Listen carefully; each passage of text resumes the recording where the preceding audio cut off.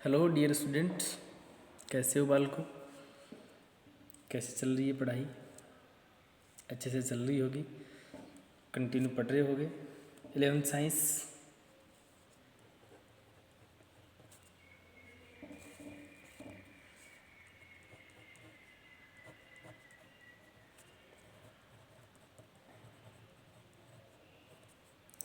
Eleventh science biology,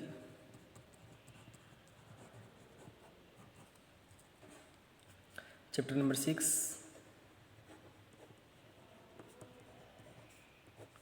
और chapter number 6 का ये पार्ट नंबर 8।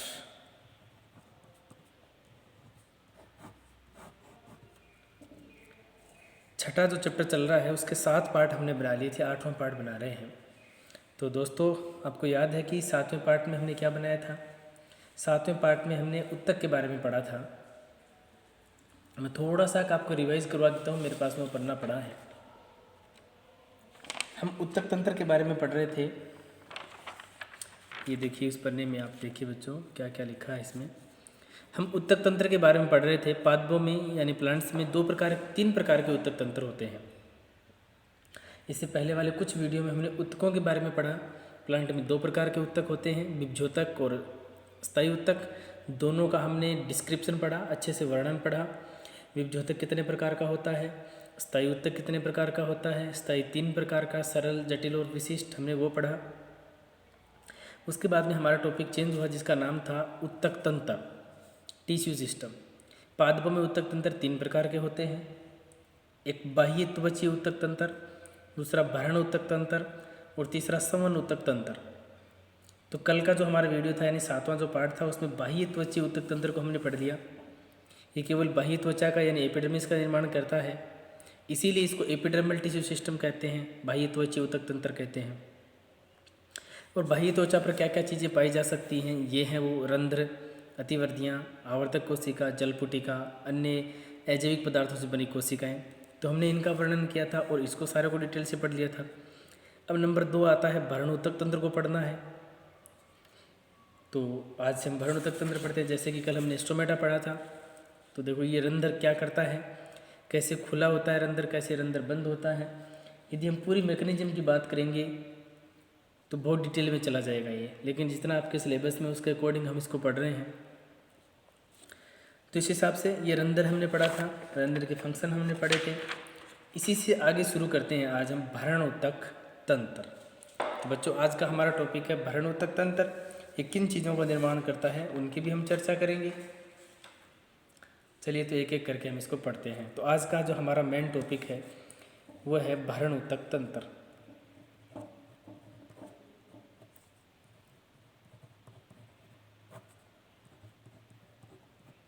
ये दूसरे प्रकार का तंत्र है। पहला बाह्य त्वचा हमने पढ़ लिया, इसे क्या कहेंगे, ग्राउंड टिश्यू सिस्टम।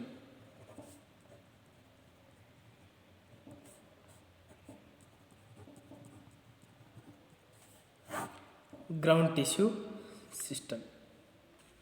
भरण उत्तक तंत्र बच्चों किस किस का निर्माण करता है, मैंने आपको बताया था, लेकिन फिर भी दोबारा मैं आपको रिवाइज करवा दूं। इसे मौलिक तंत्र भी कहते हैं, क्योंकि अधिकांश चीज़ों का निर्माण यही करता है, इसलिए इसको मौलिक तंत्र या मूलभूत तंत्र भी कहते हैं। फंडामेंटल सिस्टम भी इसे कहा जाता है। ये जिन जिन भागों का निर्माण करता है, पहले तो उसकी एक हल्की सी लिस्ट बना लेते हैं, उसके बाद में वर्णन करते हैं। वल्कुट यानी कॉर्टेक्स, दूसरा एंडोडर्मिस यानी अंतस्त्वचा,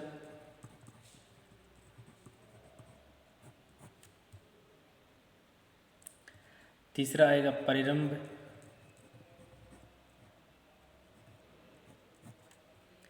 फिर मज्जा,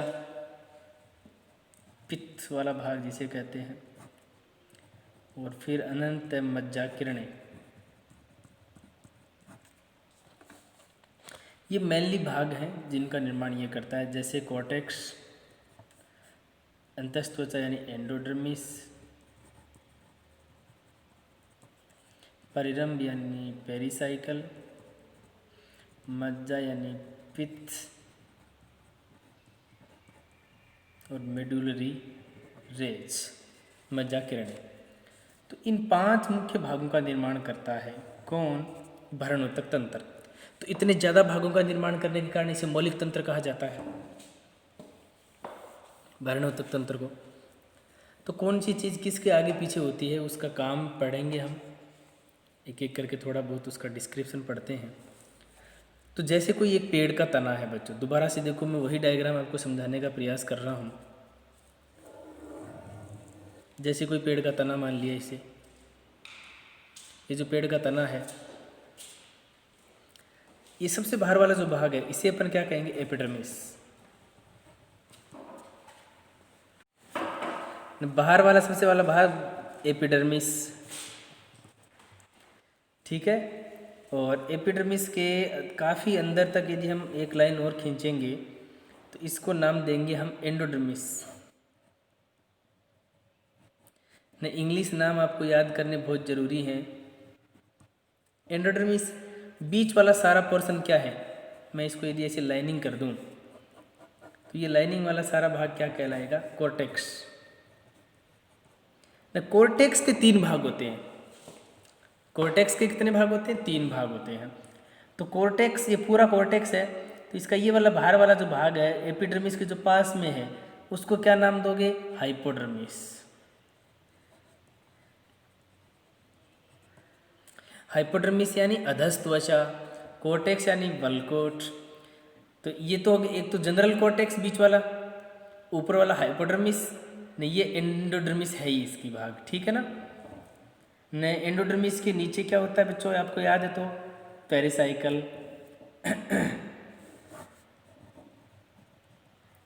ये हो गया पेरिसाइकल, ठीक है ना। सेंटर वाला भाग क्या कहलाता है? पित्त। न सबके हिंदी नाम लिखो, वल्कुट, सबसे बाहर वाला बाह्य त्वचा, एंडोडर्मिस अंतस्त्वचा, पेरिसाइकल परिरंभ, हाइपोडर्मिस अधस्त्वचा, पित्त यानी मज्जा, और इसमें जगह जगह क्या होती हैं? मज्जा किरणें, जिन्हें क्या कहते हैं? मेडुलरी रे, मज्जा किरणें। तो ये आपको क्रम बहुत इम्पोर्टेंट है याद रखना, कौन सा किसके आगे पीछे होता है। तो इन सभी भागों का निर्माण, इसमें जो नाम लिखे हैं उसमें से एपिडर्मिस को छोड़कर सारे भागों का निर्माण कौन करता है? मज्जा किरणें, अधस्त्वचा, कॉर्टेक्स, एंडोडर्मिस, पेरिसाइकल, इन सब भागों का निर्माण कौन करता है? भरणोत्तक, ठीक है ना। ग्राउंड टिश्यू इनका निर्माण करते हैं। बचा जाइलम और फ्लोएम, उसका करने वाला समनुत्तक तंत्र हो जाएगा न। इसके कार्य क्या है न? सबसे पहले कौन सा आता है?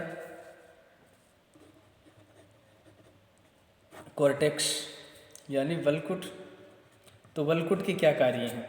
वल्कुट मजबूती प्रदान करता है। वल्कुट को भी हम फर्दर 3 भागों में डिवाइड कर सकते हैं। कौन कौन से? हाइपोडर्मिस वल्कुट का ही भाग होता है, या फिर खुद वल्कुट बीच वाला पोर्शन, जनरल कॉर्टेक्स कहेंगे उसे। और तीसरा भाग एंडोडर्मिस। तो वैसे दिखने में तो अलग है, ये एंडोडर्मिस है, ये कॉर्टेक्स है, और इसके नीचे ये क्या है यहाँ पर? हाइपोडर्मिस। तो वैसे तो अलग अलग हैं, लेकिन ये हाइपोडर्मिस और पेरिसाइकल वास्तव में कॉर्टेक्स के ही भाग हैं। तो कॉर्टेक्स 3 चीज़ों से मिलकर बना है, हाइपोडर्मिस, जनरल कॉर्टेक्स और एंडोडर्मिस। इन तीनों चीज़ों का समूह ही क्या है? वल्कुट है। तो या तो अकेला वल्कुट कह दो या फिर तीनों नाम लिख दो, ठीक है स्टूडेंट। तो ये पेरेन्काइमेटस सेल्स का बना होता है, मृदुतक कोशिकाओं का बना होता है, मजबूती प्रदान करता है, ऐसे इनके काम रहते हैं। एंडोडर्मिस की जो सेल होती है ये सबसे इम्पोर्टेंट है इसमें। अंतस्त्वचा, अंतस्त्वचा में 2 प्रकार की कोशिकाएं होती हैं। कितने प्रकार की कोशिकाएं होती हैं? 2 प्रकार की। एक कोशिकाएं जिन्हें कहते हैं केस्पेरियन पट्टिका, और दूसरी होती है मार्ग कोशिका। तो केस्पेरियन का तो नाम हो गया सिर्फ केस्पेरियन, और मार्ग कोशिकाओं को हम कहते हैं पेसेज सेल। मार्ग कोशिका यानी पेसेज सेल। तो मैं आपको बताऊं बच्चों, दोबारा से याद रखना, एंडोडर्मिस अंतस्थ त्वचा की जो भाग है उसमें दो प्रकार की कोशिकाएं होती हैं, जैसे कि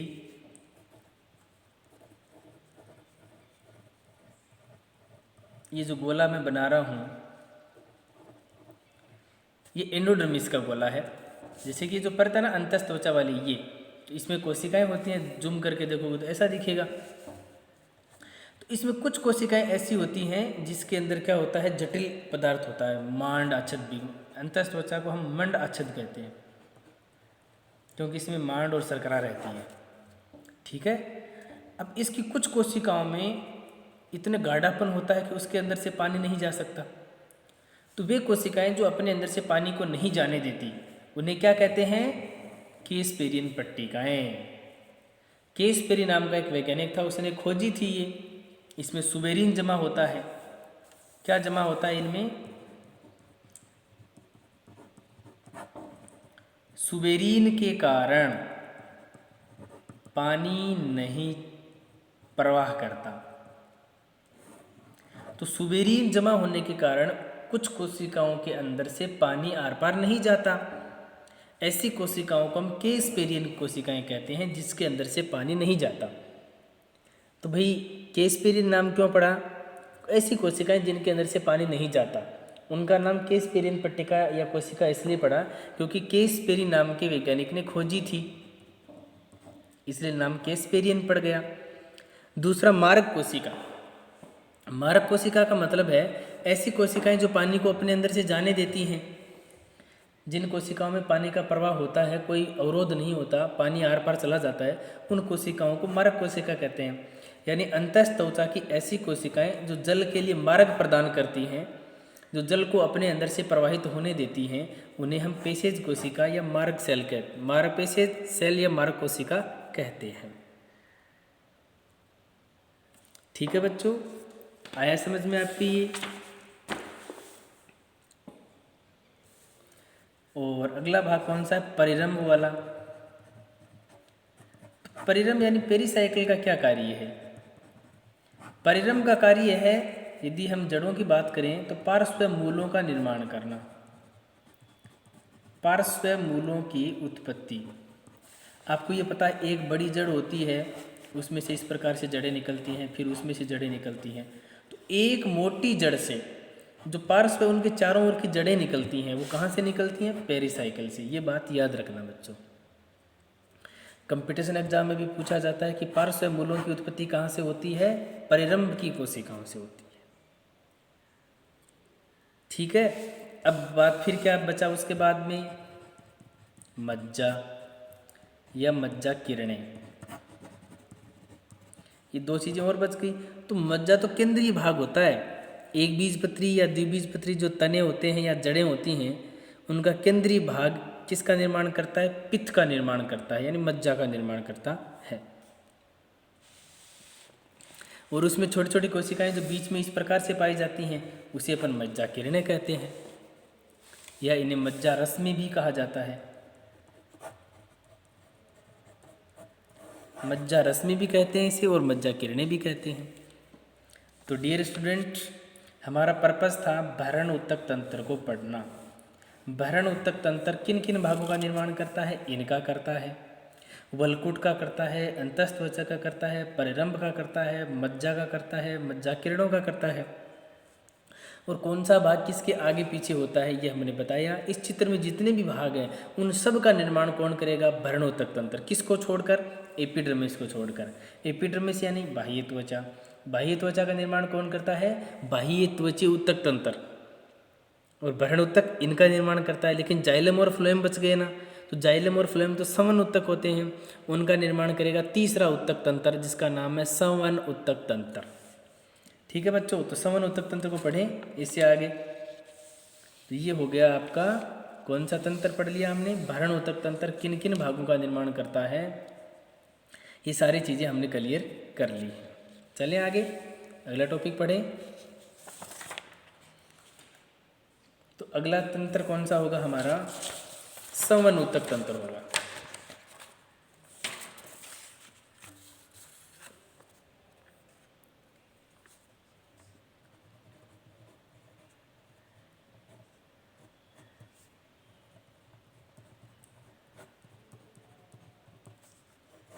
संवहनोत्तक तंत्र, इसे कहते हैं वेस्क्यूलर टिश्यू सिस्टम।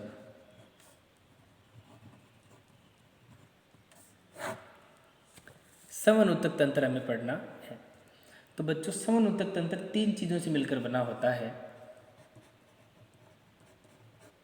नंबर एक जाइलम, फ्लोएम और तीसरा है एधा। एधा कैम्बियम का अंग्रेजी हिंदी नाम है। कैम्बियम एक बहुत इम्पोर्टेंट चीज़ होती है। एधा बहुत बहुत इम्पोर्टेंट एक चीज़ होती है। एधा के कारण ही द्वितीयक वृद्धि होती है, पेड़ के तने चौड़े होते हैं। चलिए हम एक एक करके इसके बारे में पढ़ते हैं बेटा कि जाइलम और फ्लोएम क्या है। हमने जाइलम की डिटेल पढ़ी थी कि जाइलम 4 प्रकार की कोशिकाओं से मिलकर बना होता है। जाइलम मृदुतक है ना, जाइलम रेसे, वाहिका, वाहिनिका डिटेल से पढ़ा था। उसके अलावा कुछ चीज़ें हमें पढ़नी है। चलिए, सबसे पहले बनने वाला जाइलम प्रोटोजाइलम होता है। लिख दे रहा हूँ, सबसे प्रथम निर्मित जाइलम कौन सा जाइलम होता है, प्रोटोजाइलम। सबसे पहले निर्मित जाइलम क्या होता है, प्रोटोजाइलम। और प्रोटोजाइलम को हिंदी में कहते हैं हम आदि दारू।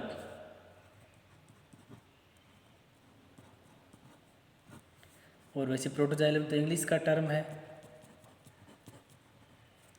सबसे पहले बनने वाला जाइलम प्रोटोजाइलम होता है, इसे आदि दारू कहते हैं। और प्रोटोजाइलम आकार में क्या होता है,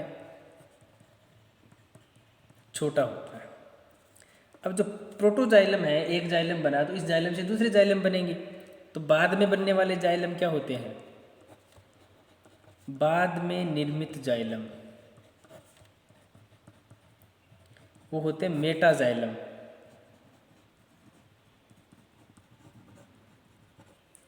इसे आप हिंदी में भी लिख लो,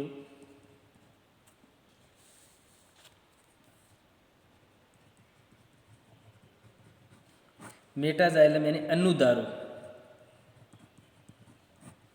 ये आकार में क्या होते हैं, बड़े होते हैं। तो बच्चों जाइलम आकार के आधार पर कितने प्रकार के होते हैं, 2, एक प्रोटोजाइलम और एक मेटाजाइलम। आदि दारू और अनुदारू। जो जाइलम बाद में बना है, आकार में बड़ा है, उसे मेटाजाइलम। जो जाइलम पहले बना है, आकार में छोटा है, उसे प्रोटोजाइलम कहते हैं। आदि दारू और अनुदारू।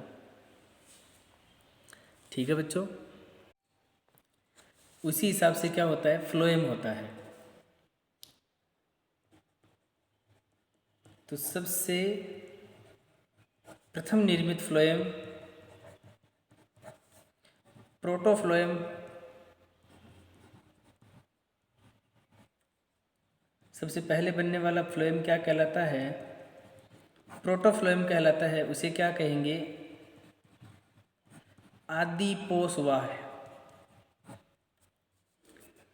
और बाद में बनेगा उसको, बाद में बनेगा उसे मेटाफ्लोएम। मेटाफ्लोएम यानी अनुपोषवाह है।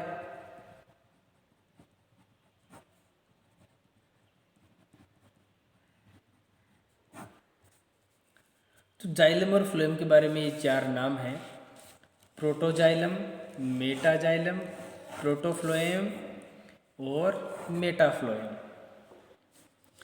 तो छोटे आकार का जो जाइलम है उसे प्रोटोजाइलम, बड़ा आकार का जाइलम मेटा, और छोटे वाला पहले बनता है, बड़े वाला बाद में बनता है। ऐसे ही फ्लोएम है, पहले बनने वाला फ्लोएम छोटे आकार का होगा, उसे प्रोटोफ्लोएम कहेंगे। बाद में बनने वाले फ्लोएम को मेटाफ्लोएम कहेंगे, उसका आकार थोड़ा बड़ा होता है, उसकी कोशिकाएं बड़ी होती हैं।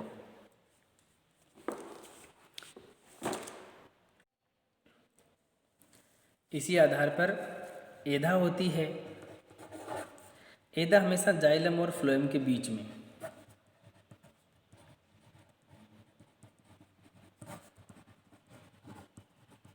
एधा कहाँ स्थित होती है? जाइलम और फ्लोएम के बीच में होती है। इस प्रकार से ये तीनों चीज़ें, कौन सी तीनों चीज़ें? जाइलम, फ्लोएम और एधा, ये तीनों मिलकर बनाती हैं एक संरचना, उसे कहते हैं समनपुल यानी वेस्कुलर बंडल। जाइलम, फ्लोएम और एधा, ये तीनों चीज़ें मिलकर क्या बनाती हैं? समनपुल बनाती हैं, एधा बनाती हैं, सॉरी समनपुल यानी वेस्कुलर बंडल का निर्माण करती हैं। अब ये समनपुल किसे कहते हैं? जाइलम, फ्लोएम और एधा मिलकर जिस संरचना का निर्माण करते हैं उसे क्या कहते हैं? समनपुल कहते हैं। और समनपुल दो प्रकार के होते हैं, तो इस टॉपिक को यहाँ ले आते हैं। मोस्टली समनपुल कितने प्रकार के होते हैं बच्चों? दो प्रकार के, एक अरीय समनपुल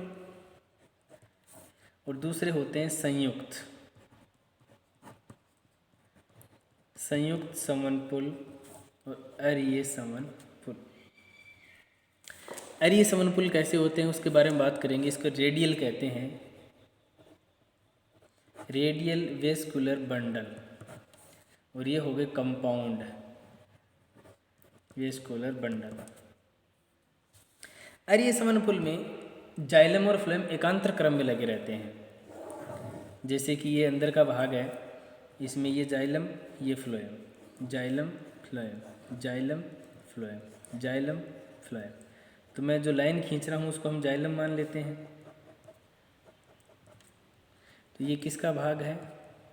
ये जाइलम। ये क्या है? फ्लोएम।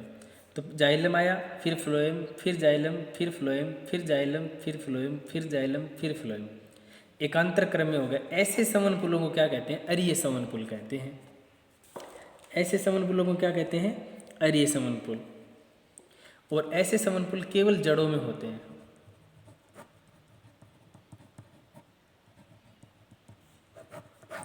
कहाँ होते हैं बच्चों? केवल और केवल जड़ों में होते हैं ऐसे समनपुल। अब हम संयुक्त समनपुलों की बात करेंगे। संयुक्त समनपुल में जाइलम और फ्लोएम एक ही त्रिज्या पर होते हैं, जैसे कि यह है, इसमें जाइलम फ्लोएम एक ही त्रिज्या पर होते हैं। ये जाइलम है तो यहाँ पर ये फ्लोएम, तो ये चारों जाइलम हो गए और ये इनके पीछे क्या हो गए? फ्लोएम। तो ये लाइन से मैंने जाइलम को दर्शा दिया और ये हो गए फ्लोएम। तो जाइलम और फ्लोएम एक ही त्रिज्या पर होते हैं। जाइलम और फ्लोएम एक ही त्रिज्या पर होते हैं। तो इस चक्कर में तो देखो जाइलम है और अगले चक्कर में क्या है? फ्लोएम है। तो जाइलम और फ्लोएम एक ही त्रिज्या पर, देखो एक ही त्रिज्या पर आ रहे हैं, इसे संयुक्त समनपुल कहते हैं। ये तने में और पत्तियों में मिलते हैं और जड़ों में केवल आपको अरीय समनपुल मिलेंगे, तने पर और पर्ण पर आपको ऐसे मिलेंगे। अब देखो बच्चों, जाइलम और फ्लोएम के बीच में क्या होती है? एधा। यदि जाइलम और फ्लोएम के बीच में एधा होती है तो उन्हें खुले समनपुल कहते हैं।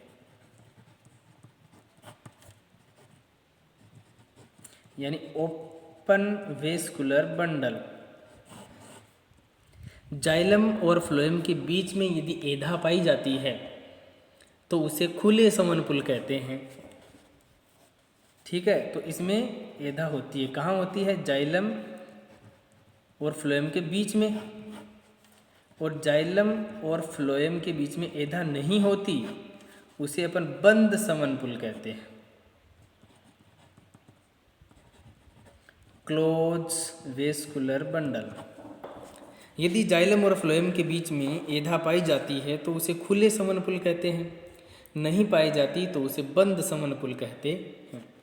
इस प्रकार से ये समनपुल कितने प्रकार के होते हैं बच्चों? 2 प्रकार के। एक अरीय जो केवल जड़ों में, दूसरे संयुक्त समनपुल जो तने और पत्तियों में होते हैं।